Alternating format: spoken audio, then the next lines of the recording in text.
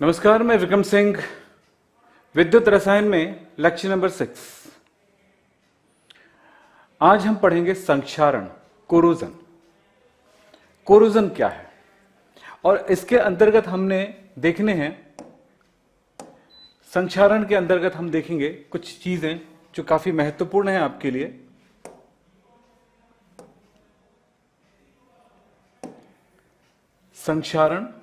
संक्षारण actually corrosion होता क्या है ये देखेंगे। बहुत इंपॉर्टेंट है विद्युत रसायन क्लास 12 के लिए। यहां पर इस बात को ध्यान रखें, संक्षारण की क्रियाविधि यानी कैसे संक्षारण होता है, संक्षारण को प्रभावित करने वाले ऐसे कौन कौन से कारक हैं जो संक्षारण को बढ़ाते हैं। संक्षारण को हिंदी में हम लोग अब एक और शब्द लेते हैं, वो है जंग लगना। लोहे में बोलते हैं तो जंग लग रहा है बोलते हैं, लेकिन दूसरे धातुओं में हम इसको कोरोजन ही बोलते हैं, अलग अलग तरह से इसका नाम दिया जाता है। तो क्लास 12 का विद्युत रसायन में काफी स्टूडेंट आए हुए हैं, अजय यादव, रितेश, मैल और ज्योति, गुड्डू, अजय, रितेश। हाँ जी, अखिलेश, कैसे चल रहा है बेटा पढ़ाई आज अभी कैसे चल रही है? ये चैप्टर नंबर 3 इलेक्ट्रोकेमिस्ट्री कैसे चल रही है ये बताइए। और मैं 1-2 दिन में आपको एक पोलिंग करने वाला हूं कि क्या आप लोग और भी जो है ऑर्गेनिक है, इनऑर्गेनिक है, उधर भी पढ़ना चाहेंगे क्या? बिल्कुल मुझे बताइएगा जरूर, और मैसेज करके बता सकते हैं, चैटिंग करके भी बता सकते हैं। आपको कौन सा चैप्टर चाहिए ये भी बता सकते हैं, मुझे बिल्कुल खबर करिएगा जी। गुड इवनिंग, हेलो सबको, हेलो हाय बेटा सबको। मिस नाम, हाँ क्या लिखे, भैरवी, अच्छा, अर्पित, सूरज, आकाश, राहुल, विक्रम सर का लाडला, ओके, हाँ विक्रम सर का फैन, हर्ष, एमडी, ओके। बहुत सारे बच्चे हैं जो बिल्कुल क्लास रेगुलर आ रहे हैं और उनको मैं पहचानता हूं। आपके क्लास होने के बाद कई बार चैटिंग में देखता हूं, क्योंकि चैटिंग इसलिए मैं ज्यादा ध्यान नहीं देता मैं अभी फिलहाल, क्योंकि चैटिंग के टाइम पे क्या होता है कि चैटिंग पे अगर हम ज्यादा ध्यान देते हैं तो पढ़ाई जो होती है, स्पेशल जो हम पढ़ाने वाले हैं, जो हम पढ़ा रहे हैं, वो पढ़ाई थोड़ी सी डिस्टर्ब हो जाती है। इसीलिए बोलते हैं कि बेटा चैटिंग मत करते रहो, जब जरूरत पड़ती है तो चैटिंग करो, क्योंकि चैटिंग करने का मतलब ये होता है कि आप क्या कहना चाहते हैं उनको हम देखना चाहते हैं, आपकी तरफ से क्या मैसेज आ रहे हैं उनको हम सुनना चाहते हैं, समझना चाहते हैं, आपकी समस्याओं को देखना चाहते हैं। लेकिन बात ये होता है पढ़ाई पहले।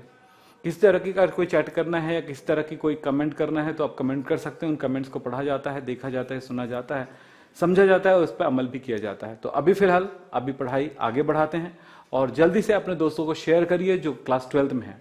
और कितने बच्चों का अभी स्कूल स्टार्ट हो गया है, बिल्कुल आप बताइए स्कूल स्टार्ट हो गया और स्कूल में क्या चल रहा है, कौन सा चैप्टर चल रहा है?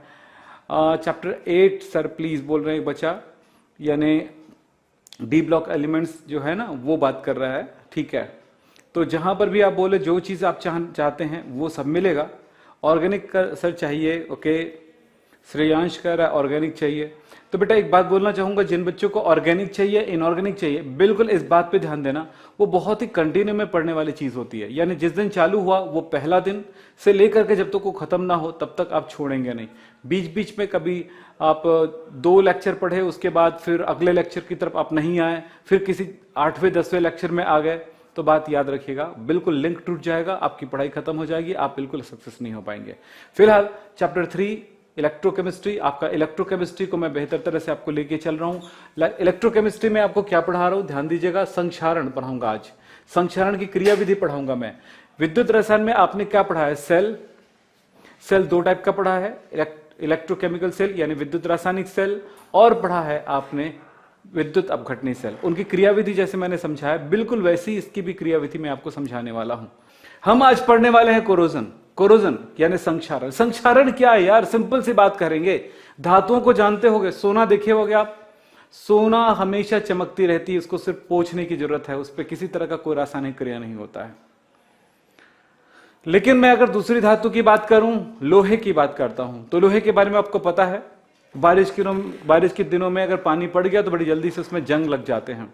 जंग से बचाने के लिए क्या करते हैं, उसके ऊपर पेंट लगा देते हैं, तो पानी नहीं पड़ती, हवा नहीं पड़ता है और दूसरी चीजें नहीं पड़ती, यानी रासायनिक पदार्थ, वातावरण, ये जो वातावरण है उसमें क्या है, काफी रसायन होते हैं। जैसे अगर वातावरण में बोलूं यानी वायुमंडल में बोलूं तो पानी की नमी है, पानी है, और क्या है, ऑक्सीजन है, और क्या है, SO2 gas, H2S gas, SO3 gas, ये सारे गैसें हैं, कार्बन डाइऑक्साइड गैस, ये सब मौजूद हैं। ये सब मिल करके क्या करता है, लोहे पर अटैक करता है, लोहे पर अटैक करता है, लोहे पर अटैक करता है, लोहे पर से क्रिया करती है, और लोहा क्रियाशील होने की वजह से उसके ऊपर रिएक्शन होता है और धीरे धीरे धीरे लोहा जंग लग जाती है, यानी कि ऐसा पदार्थ बना लेता है जो हमारे काम के लिए नहीं होता है, अनुपयोगी हो जाता है।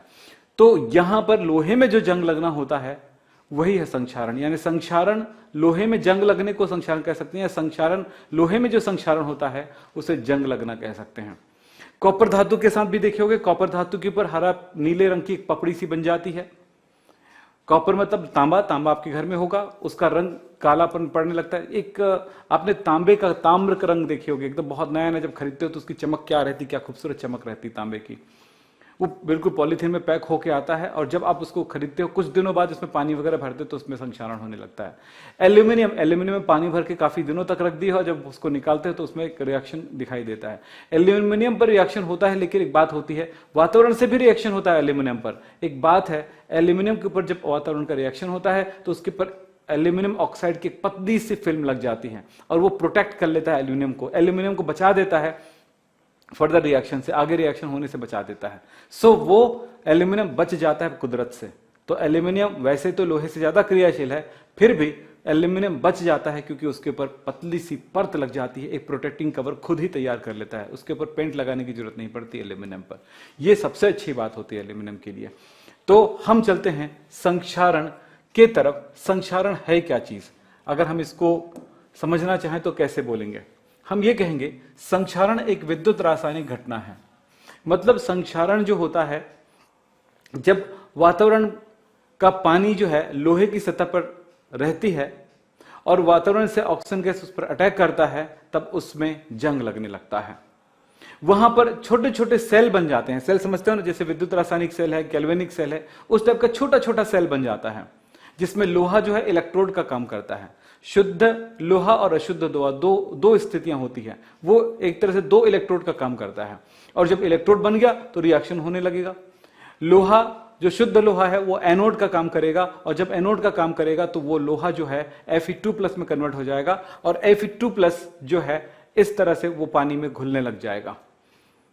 यही क्रिया होने लगता है, फिर अंततः वो आयरन का ऑक्साइड बना लेता है। सो हम आगे चलते हैं, बात करते हैं जिसमें धातु वायुमंडल की नमी एवं ऑक्सीजन से क्रिया करके धीरे धीरे अवांछनीय यौगिक में परिवर्तित हो जाता है। याद रखेंगे इस बात को, यहीं पर ध्यान रखना।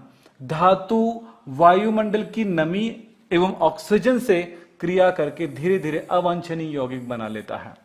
मतलब हमको लोहा से मतलब है लोहे के अलावा ऐसे कंपाउंड बन जाना जो क्या होगा, जो हमारे काम का नहीं है, हमारे लिए यूजफुल नहीं है, इस तरह की चीजों में परिवर्तित हो जाती है।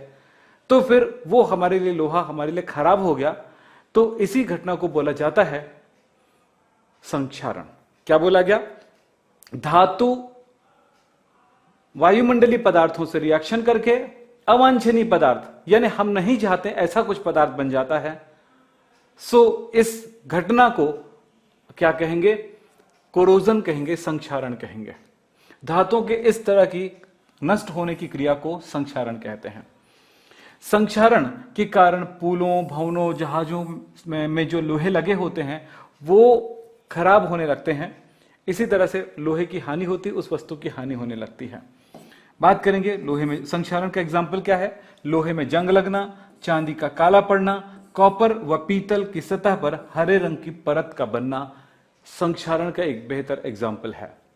लोहे में तेजी से होता है इसलिए आपको ज्यादा दिखाई देती है, बाकी धातु में धीरे धीरे होते रहती है, बहुत ज्यादा समय तक चलता है दूसरे धातु में।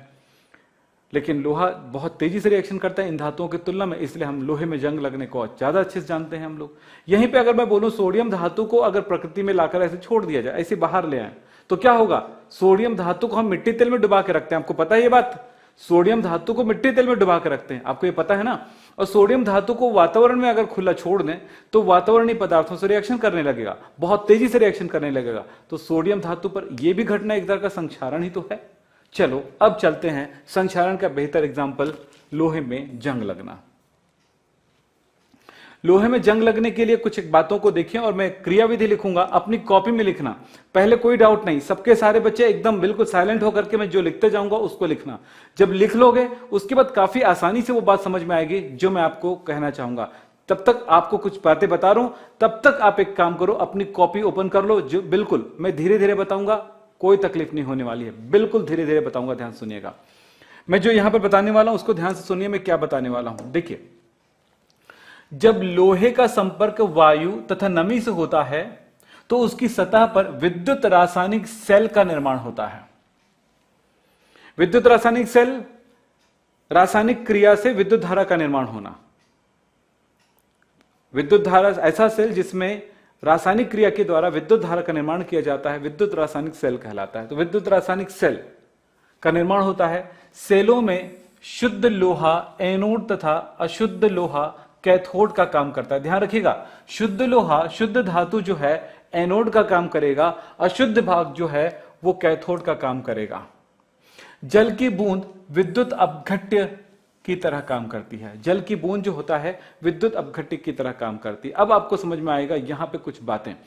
इसको मैं, ये जो जितनी बातें लिखी गई उसको ध्यान से सुनिएगा। धातु की सतह पर, लोहे की सतह पर वायु और नमी का संपर्क होता है तो वहां पर विद्युत रासायनिक सेल बन जाते हैं, छोटे छोटे विद्युत रासायनिक सेल बन जाते हैं।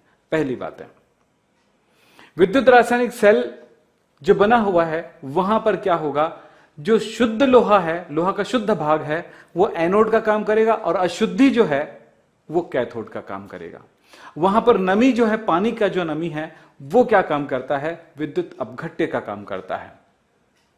तीन बातें हो गई, विद्युत अपघट्य, दो इलेक्ट्रोड, विद्युत अपघट्य, और यहां पर रासायनिक क्रियाएं होने लगेगी। तो यहां जल की बूंद विद्युत अपघट्य का काम करती। तो मैं इस बात को लेकर के एक मैं फिगर बनाऊंगा, एक चित्र बनाऊंगा, सारे बच्चे जल्दी से बनाएंगे।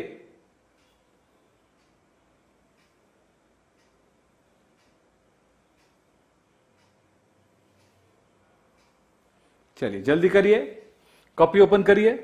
हाँ, मैं यहां पर एक चित्र बना रहा हूं, उसको ध्यान से देखिएगा। मैं लोहे की सतह बना रहा हूं एक तो,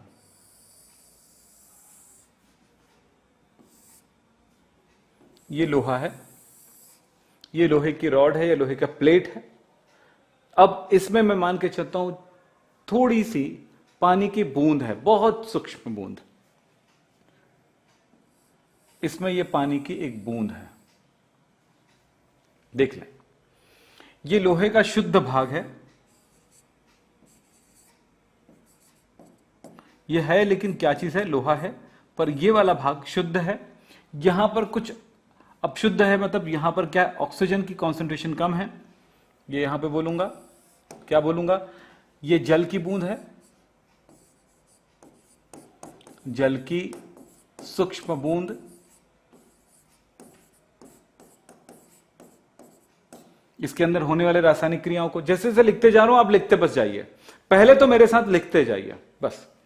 ये बना लिया आपने, ये जल की बूंद है, ये इस भाग पे ऑक्सीजन की कमी वाला क्षेत्र है, ऑक्सीजन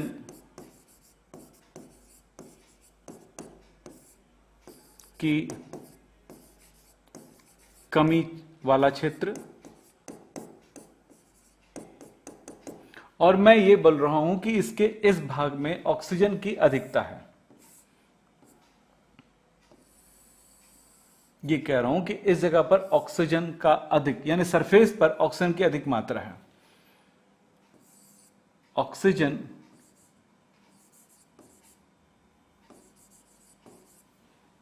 की उच्च सांद्रता,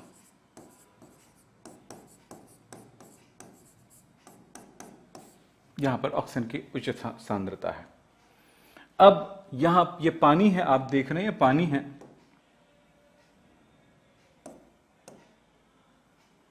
पानी है, ये आयरन है, लोहा है। ध्यान समझ गए, आपने लिखा। इस जगह पर शुद्ध है लोहा, इस जगह पर एक घटना होने वाली है, वो है कि Fe जो है वो Fe+2 और 2 इलेक्ट्रॉन छोड़ देता है। ये जो Fe+2 है वो विलयन में जाके मिल जाता है। ये एक तरह से फिर विद्युत अपघटनी विलयन बन गया। पानी है, पानी में क्या चला गया, Fe+2। अब इलेक्ट्रॉन यहां पर बनने लगा। दूसरी जगह पर देखें, यहां पे ऑक्सीजन की सांद्रता अधिक है, इस जगह पर पानी है आपके पास और ऑक्सीजन है आपके पास, और ये इलेक्ट्रॉन यहां से होकर के इस जगह पर इनको देने लगता है इलेक्ट्रॉन। ये इलेक्ट्रॉन लेने लगेगा। जैसे इनकी रिएक्शन होगी यहां पर, ये बन जाएगा OH-। मैंने यहां पर क्या बताया, ये वाला पार्ट जब यहां पर क्या हो रहा है, ऑक्सीडेशन हो रहा है, ऑक्सीडेशन हो रहा है,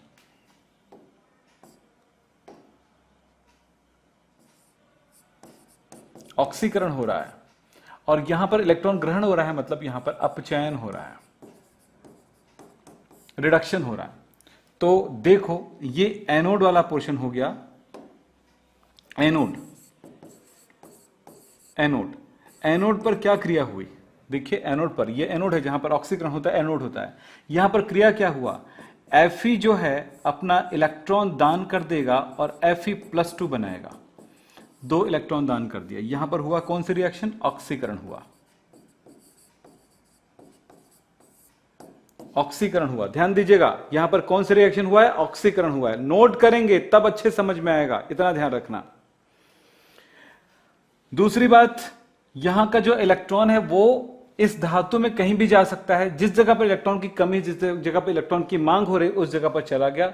ऑक्सीजन, ये जो वायुमंडल से, एयर से, वायु से जो ऑक्सीजन आया है वो यहां पर सांद्रता अधिक है, तो पानी, ऑक्सीजन और ये सब मिल जाएंगे। तो देखिए क्या होने वाला है, तो ये होगा कैथोड पर, कैथोड पर पानी और ऑक्सीजन, ये मांग करती है इलेक्ट्रॉन की, तो ये बनाएगा OH-। एक यहां पर 2H 2O है, तो 2 बार क्या होगा, अब ये O2 के रूप में आ रहा है, सो हमको संतुलित करने के लिए हम कर सकते हैं। देखिए कितना हुआ, 4H 4O, तो 4 इलेक्ट्रॉन, इस तरह से 4 बार OH- बन गया। अब देखिए इस जगह से आएगा OH, इस जगह से आएगा Fe2+, और ये कहां पर, Fe+2 और OH-2 टाइम्स ये मिल करके बनाता है FeOH2। तो ये अगला स्टेप है कि विद्युत अपघट्य में क्या मिल गया, पानी में क्या मिल गया, विद्युत अपघट्य में क्या होने वाला है, Fe+2 OH- से रिएक्शन करके, जुड़ करके बना लेता है FeOH2। ये बन गया, ये दोनों मिलकर के अब बन गया FeOH2। 2+ ऑक्सीडेशन नंबर 2 इधर चला गया, -1 इधर चला गया, सीधी सी बात है FeOH2 बन गया। FeOH2 जो बना है वो क्या करेगा, अब तो देखिए, अब जबरदस्त बात ये होने वाली है कि FeOH2 जैसे ही बनता है वो पानी और ऑक्सीजन से रिएक्शन करके बना लेता है, जहां पर, या यूं कह सकते हैं ऑक्सीजन से मिलकर के, बता दूं मैं, यहां पर ऑक्सीजन से मिलता है और ऑक्सीजन से मिलकर के क्या बना लेगा, ये बना लेता है Fe2O3.X टाइम H2O, यानी कि जंग लगना, ये जंग बन जाता है, रस्ट बन जाता है। इस तरह से धीरे धीरे इनमें जंग डेवलप होने लगता है, इस तरह से इसमें धीरे धीरे जंग लगने लगता है, इस तरह से जंग लगने लगता है। ये है रस्ट।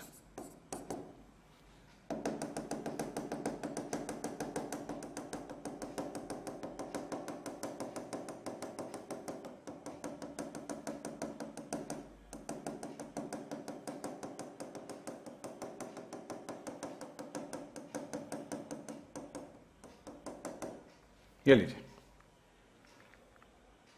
इस तरह से यहां पे जंग लगने लगता है और धीरे धीरे जंग डेवलप होती जाती है। तो ये अगला रिएक्शन वाला पार्ट क्या हुआ, FeOH2 प्लस O2 रिएक्शन करता है और बन जाएगा यहां पर Fe2O3.x टाइम H2O, ये रस्ट है।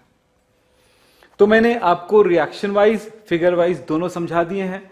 अगर आपको यहां पर कोई भी बात तकलीफ गया होगा तो मुझे जरूर बता सकते हैं, और याद रखिएगा इन सारी चीजों को अच्छे से सीखना और समझना जरूरी है।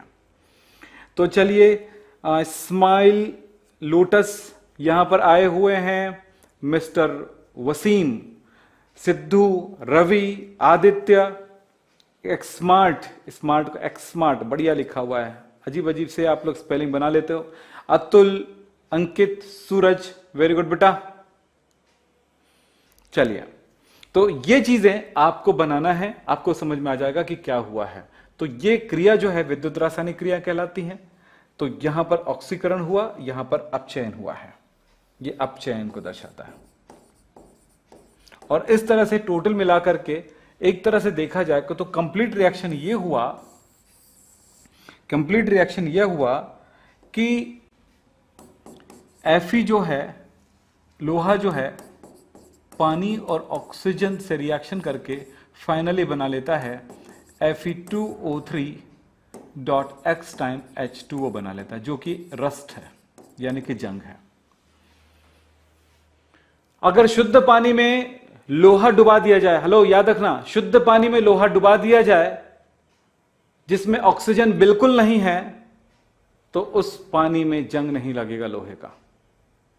शुद्ध ऑक्सीजन में लोहे को रख दिया जाए, वहां पर नमी ना हो, तो लोहे में जंग नहीं लगेगा। तो पानी और ऑक्सीजन दोनों की आवश्यकता होती है जंग लगने के लिए, यह ध्यान रखिए। अब चलते हैं कि हमने इसमें रिएक्शन देखे हैं। अब चलते हैं संक्षारण को बढ़ाने वाले कारक, यानी संक्षारण को प्रभावित करने वाले कारक कौन कौन से हैं। संक्षारण कब बढ़ती है, संक्षारण को कैसे रोका जा सकता है, कैसे बढ़ता है, कैसे घटता है, किन किन चीजों से संक्षारण होता है। तो देखें, पहला है आपके पास, वो है नमी एवं वायु। अगर वायु है, वायु में ऑक्सीजन और नमी, मतलब धातु पर नमी और वायु दोनों का प्रभाव पड़ता है, तो संक्षारण की प्रक्रिया बढ़ती है, क्योंकि यही विद्युत रासायनिक क्रियाओं को आगे बढ़ाती है। तो इसके होने से क्या बोलते हैं, संक्षारण की दर बढ़ जाती है। अशुद्धियों की उपस्थिति, अगर धातु में अशुद्धियां हैं, लिखा है धातु में उपस्थित अशुद्धियों से छोटे छोटे संक्षारण सेल बन जाते हैं, अतः अशुद्धियों की उपस्थिति के कारण संक्षारण की दर वृद्धि हो जाती है। धातु की सतह पर किसी तरह की अशुद्धि हो तो उस स्थिति में धातु में संक्षारण तेजी से होने लगता है। धातुओं की क्रियाशीलता, अगर कोई धातु बहुत ज्यादा क्रियाशील है, यानी सक्रिय धातु है, जो क्रियाशील धातु, जैसे मैंने कहा सोडियम धातु होगा तो उसमें संक्षारण तेजी से होगा, पोटेशियम होगा तो उससे भी ज्यादा तेजी से होगा, कैल्शियम है तो उससे कम होगा, मैग्नीशियम है तो उससे कम होगा, जिंक है तो जिंक में संक्षारण तेजी से होगा, अगर आयरन है तो उसमें संक्षारण होगा तो धीमे होगा, गति से होगा। तो संक्षारण किस बात पे डिपेंड करता है, संक्षारण डिपेंड करता है उसमें उपस्थित वायु, अच्छा, नमी और वायु के कारण, अशुद्धियों की उपस्थिति के कारण, और धातु की क्रियाशीलता यानी धातु की प्रकृति के कारण। यानी जिसकी आयनन ऊर्जा कम होता है उसके संक्षारण दर उतना ही उच्च होता है। विद्युत रासायनिक श्रेणी में जिस धातु का मानक अपचयन विभव का मान जितना ऋणात्मक होता है उतना ही उसमें तेजी से संक्षारण होता है। याद रखना, मानक अपचयन विभव का मान, ऋणात्मक मतलब मानक अपचयन विभव का मान जिस धातु का कम होता है वो उसमें संक्षारण तेजी से होता है। मानक अपचयन विभव का मान जितना ज्यादा होता है उसमें संक्षारण उतना कम होता है। गोल्ड में संक्षारण कम होता है क्योंकि इसके मानक अपचयन विभव का मान पॉजिटिव है और बहुत ज्यादा है। विद्युत अपघट्यों की उपस्थिति, अगर धातु की सतह पर नमक छिड़क दिया गया, बात देखो अब समझ लो इतना कि नॉर्मल लोहा है, उस पर बारिश के दिनों में भी जंग नहीं लगेगा, लेकिन अगर गलती से आपने उस पर नमक गिरा दिए, उसको साफ नहीं किए, तो आप देखोगे कि दूसरे दिन उसमें जंग लगना शुरू हो जाएगा, तुरंत जंग लगना शुरू हो जाएगा। तो क्या है कि विद्युत अपघट्यों की उपस्थिति में संक्षारण की दर बढ़ती है, बहुत तेजी से होता है।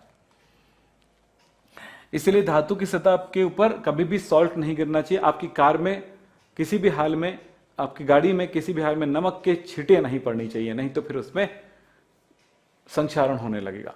धातु की सतह पर उपस्थित विकृति, अगर धातु पर स्क्रैच लगा दो, आपने देखा होगा धातु की सतह पर स्क्रैच लगा दिए, ठोक ठाक डाले, तो क्या होता है, वहां पर तेजी से संक्षारण होने लगता है। कटी फटी मुड़ी खुरदुरी खरोच युक्त धातु सतहों पर संक्षारण तेजी से होता है। वायुमंडल में CO2 SO2 की उपस्थिति का कारण भी संक्षारण होता है। अगर वायुमंडल में अम्लीय गैसें होंगी, कार्बन डाइऑक्साइड ज्यादा मात्रा में है, या फैक्ट्रियों के आसपास रहने वाले घरों में उसके आसपास के वातावरण में SO2 गैस काफी मात्रा में होता है, तो ये पानी के साथ अम्ल बना लेती है और इसके कारण धातु पर अम्ल का क्रिया होने लगता है और वहां पर वो पानी जो है उसमें विद्युत अपघट्य जो है, विद्युत अपघट्य को आ जाने की वजह से वहां पर रिएक्शन तेजी से होने लगेगा और वो संक्षारण की दर बढ़ जाएगा। तो वायुमंडल में CO2 गैस SO2 गैस की उपस्थिति में संक्षारण की दर बढ़ जाती है। पीएच के मान पे ध्यान दीजिएगा। पीएच मान कम होना यानी कि अम्लीय माध्यम में संक्षारण बड़ी तेजी से होती है, क्षारीय माध्यम में थोड़ा धीमा पड़ जाता है, पर ऐसा नहीं कि संक्षारण नहीं होता, संक्षारण होता है लेकिन धीमा पड़ जाता है। यहां पर यही बात लिखा है, क्षारीय माध्यम में यानी कि पीएच अधिक होने पर संक्षारण जो है धीमी हो जाती है। अब संक्षारण से बचाव के लिए क्या उपाय करेंगे वो देखें। संक्षारण से बचाव के लिए क्या उपाय हो सकते हैं हमारे पास। संक्षारण से बचाव के उपाय, आप सिंपल सा सबसे अच्छा तरीका क्या अपनाते हो यार, उसके ऊपर पेंट लगा देते हो, जाओ खत्म करो कहानी, है ना। लोहे का कुछ सामान बनाए, खिड़कियां बनाए, कुछ भी बनाए, उसके ऊपर पेंट लगा देते हैं। आपके जितने भी लोहे से बनी हुई उपकरण आते हैं उसके ऊपर पेंट लगा होता है, ये नॉर्मल होता है। दूसरा क्या करते हैं, धातु की सतह पर यानी लोहे की सतह पर जिंक की परत चढ़ा दी जाती है, ये दूसरा तरीका है। अब एक एक करके पढ़ते हैं, ज्यादा आसान हो जाएगा। तो पहला है, धातु की सतह पर पेंट करके उसकी सतह को वायु और नमी के संपर्क से बचाया जाता है, जिससे क्या होता है कि संक्षारण की दर कम हो जाती है, संक्षारण नहीं होता है। क्यों कम हो जाती बोल सकते हैं, बिल्कुल खत्म हो जाएगा ऐसा नहीं, लेकिन हद तक हम संक्षारण को रोक सकते हैं। धातु की सतह पर परत चढ़ाना, धातु की सतह पर तेल या ग्रीस या कुछ ऐसे रसायन का परत चढ़ा दिया जाता है जिससे वातावरण का प्रभाव उस पर नहीं पड़ती है। आपने कई जगह देखी होंगी, कुछ लोग ऐसा करते भी हैं कि वो, अच्छा सबसे अच्छा तरीका कि जैसे आपके घर में टूल्स रखे होंगे, पाना पेंचिस रखा होगा, है ना, प्लेयर रखा होगा, पेचकस रखा होगा, तो क्या करते हो आप उसको अच्छा रखने, या कैंची वगैरह है उसको अगर रखते हो जिसमें, तो उसमें क्या करते हो, उसके ऊपर ग्रीस चढ़ा के रख देते हो या तेल लगा के रख देते हो। काफी दिनों तक उसमें जंग नहीं लगती है। लेकिन आपने सूखा सूखा छोड़ दिए तो अचानक जब उठाते हो तो पता चलता है उसकी कैंची के ऊपर पूरा जंग लग चुका है। तो सबसे अच्छा तरीका है कि कैंची को अच्छे से साफ कर लो, पोंछ लो, उसके ऊपर तेल लगा के रख दो, संक्षारण नहीं होगा या संक्षारण कम हो जाएगा। तो ये बात हुई। इस तरह से तेल या ग्रीस लगा करके भी हम इसको सुरक्षित रख सकते हैं। विद्युत लेपन द्वारा, अब धातु की सतह पर निकेल, क्रोमियम आदि धातु का हम लेप कर देते हैं। ये क्या होता है जरा समझेंगे। आपके साइकिल देखे हो, साइकिल का हैंडल आप तो पता नहीं पेंट लगा देते हैं, उसका, हाँ उसका रिंग तो जानते हो ना, जहां पे चक्का बना होता है, साइकिल का चक्का रिंग, आपने उसके बारे में बताते, वो लोहे का ही बना होता है लेकिन उसमें स्टील जैसी एकदम चमकदार कुछ परत चढ़ा दिया जाता है, वो क्रोम पॉलिश कहलाता है, निकेल पॉलिश या क्रोम पॉलिश। तो क्रोमियम या निकेल की पॉलिश चढ़ा देने पर वो चमकदार तो हो भी जाता है, सुंदरता भी बढ़ जाती है, साथ में वो सबसे बड़ा काम करता है, वातावरण से नमी और वायु को लोहे तक पहुंचने से रोकता है और इस तरह से संक्षारण रुक जाती है। फिर बात करें यहां पर उत्सर्ग रक्षण, ध्यान रखें इस विधि में क्या करते हैं, धातु को संक्षारित होने से बचाने के लिए ऐसी धातु की परत चढ़ाई जाती है जिसका संक्षारित की जाने वाली धातु से ज्यादा क्रियाशीलता है। आपको इसका एग्जाम्पल मैं आपको बता दूं कि लोहे की सतह पर, ये लोहा है, लोहे की सतह पर एक पतली परत चढ़ा दिया जाता है, पतली परत चढ़ा दिया जाता है उसकी सतह पर जिंक धातु की। किस धातु की? जिंक धातु की। तो इसे कहा जाता है गैल्वेनाइजेशन, गैल्वेनीकरण, और इस तरह के आयरन को कहा जाता है गैल्वेनाइज्ड आयरन, यानी GI, गैल्वेनाइज्ड आयरन। GI कहा जाता है। GI, अब ये GI चादर कहां पे मिलेगा, GI वायर कहां मिलेगा? आपने लोहे के तार देखे होंगे जो मस्त एल्यूमिनियम जैसा चमकता रहता है, लोहे का रहता है लेकिन एल्यूमिनियम जैसा चमकता रहता है। आपने कूलर बनाने वाले जो है, विंडो कूलर बनाने वालों का जो शीट देखी होगी आप, उसका लोहा या लोहे का टीना देखे होगे, है ना, यानी उसको क्या बोलते हो आप लोग, चादर, लोहे का चादर देखो जिससे वो कूलर बनाते हैं। वो कैसा होता है? वो भी चमकदार रहता है। एक्चुअली वो लोहे की चादर है, उसके ऊपर जिंक की परत चढ़ा दी जाती है।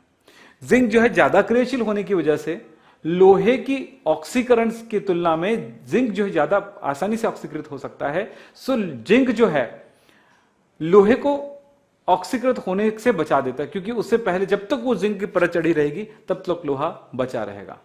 तो इस तरह से लोहे की एक सुरक्षा हो जाती है। तो इसको बोला जाता है GI चादर। और इस तरह के आपने पाइप भी देखे हो, पाइप के ऊपर भी ऐसे ही कुछ होता है, लोहे की पाइप वगैरह भी आती है इस तरह की, तो उसके ऊपर भी लोहे का जिंक की परत चढ़ा दी जाती है। और ये बिल्कुल इस तरह से काफी हद तक लोहा सुरक्षित हो जाता है।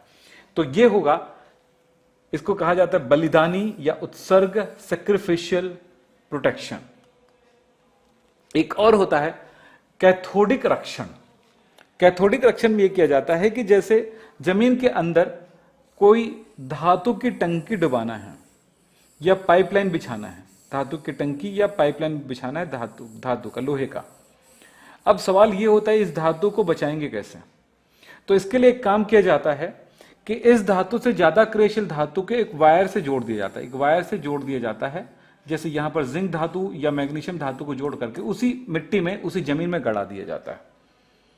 यानी आप सोच रहे हो एक तरह का अर्थ हो गया है, तो उस धातु को डायरेक्ट इनके साथ जोड़ करके अर्थ बना दी जाती है। अब ध्यान देना, मैग्नीशियम धातु अक्सर यूज किया जाता है, जिंक धातु का भी उपयोग किया जा सकता है। इस धातु की विशेषता यह होती है कि इनसे ज्यादा क्रियाशील ये धातु होता है। सो ये रेगुलरली क्या करते रहता है, इसमें ऑक्सीकरण होता रहता है। तो इसमें भी देखिए, अगर धातु ये जो लोहे का है, जो टंकी है, लोहे का पाइप है, ये आयरन है, और इस पर अगर ऑक्सीकरण हो तो क्या होगा, Fe2+ और 2 इलेक्ट्रॉन दान करेगा, ऑक्सीकरण होगा। लेकिन इसकी तुलना में इसमें ऑक्सीकरण तेजी से होता है। सो इसमें ज्यादा तेजी से होने से ये वाली क्रिया को होने से रोकता है, इस क्रिया को होने से रोकता है, यानी कि आयरन को Fe2+ में कन्वर्ट होने से रोकता है। सो ये क्या करा, कैथोडिक बोला गया, इसीलिए क्या बोला गया, कैथोडिक रक्षण बोला गया, विद्युत आकर्षण रक्षण बोला गया। तो यहां पर विद्युत प्रोटेक्शन बोल जाता है।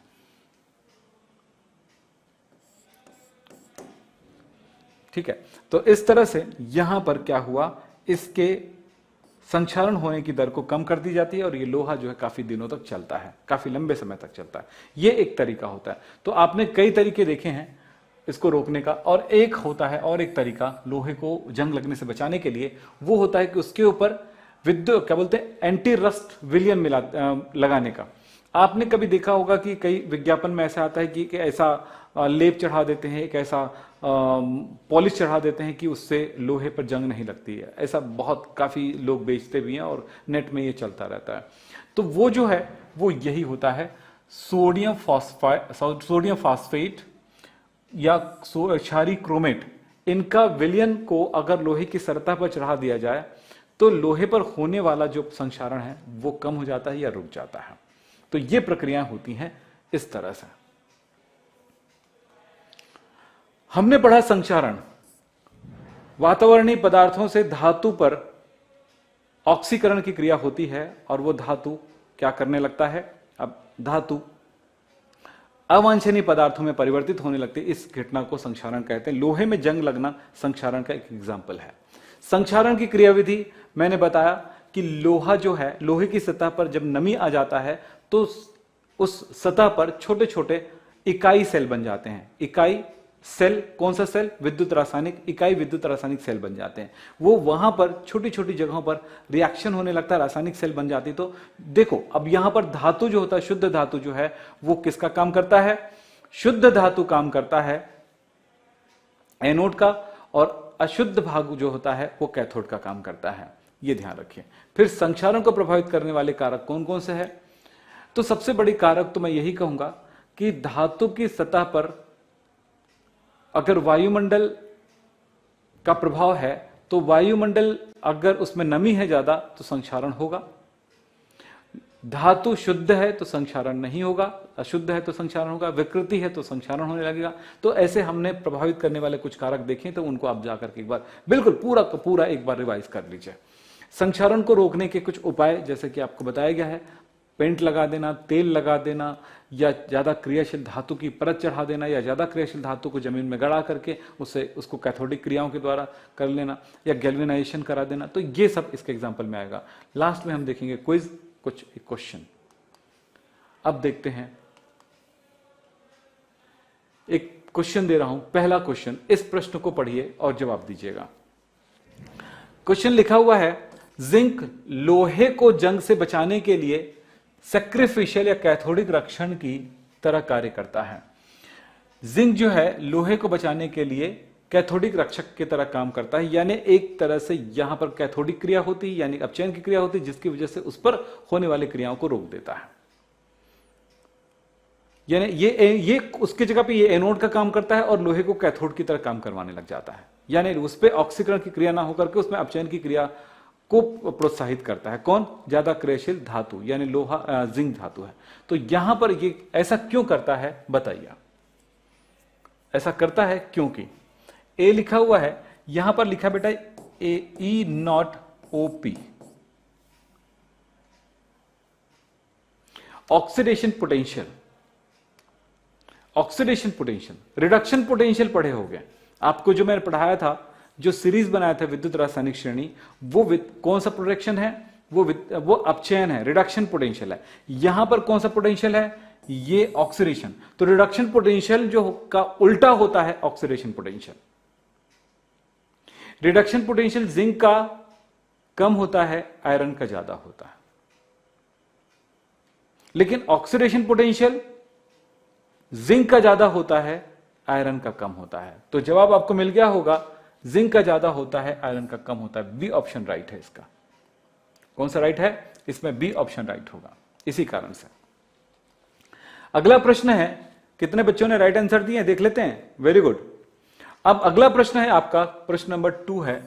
इसमें धातुओं के विद्युत रासायनिक रक्षण में जिस धातु का रक्षण होता है वह होगा। धातु के विद्युत रासायनिक रक्षण में जिस धातु का रक्षण होता है वो क्या है? नहीं सर, रक्षण क्षरण होता है, यानी जिस धातु का लॉस होता है वो क्या है? अभी देखे थे, चलिए बताइए। वो एनोड की तरह कार्य करता है इसलिए लॉस होता है उसका, कि कैथोड की तरह कार्य करता है, अपचयन करता है, या कोई नहीं? बताइए जल्दी से, आंसर चाहिए मुझे। चलो, सानिया, रिया, राज, अजय, KS, सीताराम, अंकुश, विकास, अंकित, आयुषी, जी जल्दी बताइए बेटा, क्या होगा इसका आंसर? इसका आंसर है इस क्वेश्चन का, हाँ जी जवाब देने लगे हैं आप लोगों ने, तो इसका जवाब मैं बताना चाहूंगा कि जिस धातु का क्षरण होता है, जिस धातु का लॉस होता है, वह धातु जो होता है एनोड की तरह काम करता है, इसीलिए उसका लॉस होता है। एनोड की तरह हुआ मतलब क्या हुआ? जैसे आयरन था, आयरन जो है ये धातु है, लेकिन Fe+2 बना और 2 इलेक्ट्रॉन दान किया, तो क्या हुआ? ये इसमें ऑक्सीडेशन हुआ। ऑक्सीडेशन हुआ मतलब ये एनोड है, एनोड की तरह काम करा, इसीलिए ऐसा हुआ। तो इसका आंसर हो गया ए ऑप्शन राइट है इसका। हमने आज देखा संक्षारण, संक्षारण की क्रियाविधि, संक्षारण को प्रभावित करने वाले कारक, संक्षारण को रोकने के उपाय, और हमने क्विज में 2 क्वेश्चन देखे। हम अगले क्लास में देखने वाले हैं, अच्छा सॉरी, आपके लिए कुछ मैं होमवर्क दे रहा हूं, इस होमवर्क को आप अच्छे से करिए, इन प्रश्नों को सॉल्व करके रखिए, अपनी कॉपी में बना के रखिए, इसका आंसर बना के रखिए, ताकि आप एग्जाम में जब जाएं तो ये क्वेश्चन जब आए तो आप सबसे आगे रहें, आपका मार्क्स कहीं ना कटे और सबसे बेहतर मार्क्स लेंगे। कहीं पे कोई बात अगर ना समझ में आया हो तो मैं आपको कहूंगा इस वीडियो को दोबारा देख लीजिएगा, ताकि आप बेहतर से बेहतर समझ सकें किसी चीज को। नेक्स्ट पढ़ेंगे व्यापारिक सेल, कमर्शियल सेल, जिसमें आपका शुष्क सेल है, जिसको आप क्या कहते हैं, शुष्क सेल यानी ड्राई सेल कहते हो। इसी तरह से मैं लेड एसिड बैटरी पढ़ाने वाला हूं, लेसांसी सेल और ईंधन सेल के बारे में बातचीत करूंगा। विद्युत रसायन का 7वां लेक्चर नेक्स्ट क्लास में। तो आज की बातें यहीं पे समाप्त करते हैं, नेक्स्ट क्लास में हम मिलेंगे, तब तक के लिए नमस्कार, धन्यवाद, थैंक यू।